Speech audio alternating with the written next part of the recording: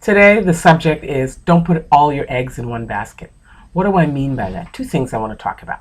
First thing is if you're a long-term employee of a company and you have been there a long time, you're happy, you are fulfilled, it doesn't mean you're being disloyal by keeping your options open. Things happen, life happens, and changes happen, and you may be the subject of a downsizing of a company. You're not being disloyal by keeping your options open.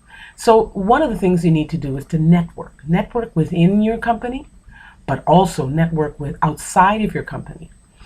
Also, you should also consider networking with people who have the same job you have outside of your industry.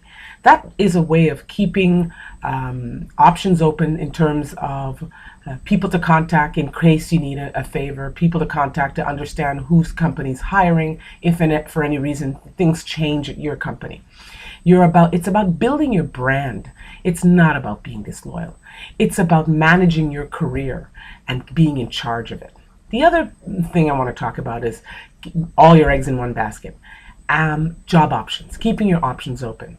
So you're in an interview process, you're pretty sure you're going to get the job. Do you say no to the next interview that comes along? You probably shouldn't, because there is no guarantee you're going to get that job that you've been interviewing for. I've seen that happen, and then neither one comes through. You say no to the one that's coming, and you don't get the one that you thought you were going to get. So keeping your options open does not mean I'll take anything. It does not mean either that you tell the recruiter, well, when you find something for me, give me a call. That means you're handing over your power to the recruiter and depending on that recruiter to think of you when a job comes up. How about being definitive in your objective? Exactly what you want, what do you want to do? In what industry do you want to do it? It's really about drawing that line in the sand. Also, when you're job hunting, you want to make sure that you also maybe think of a list of companies that you admire and you wouldn't mind working for. I had a candidate come in and tell me, he gave me a list of about 15 companies that he admires and would love to work for.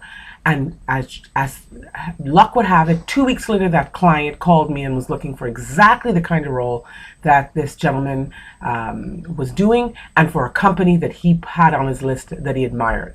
Great marriage, and it happened quickly. It was just timing, everything was all lined up. So in keeping your options open, manage your career, manage your brand, and keep your options open. I'm Dawn Williams from Sirius Personnel. I can be reached on LinkedIn and on Twitter. Happy selling.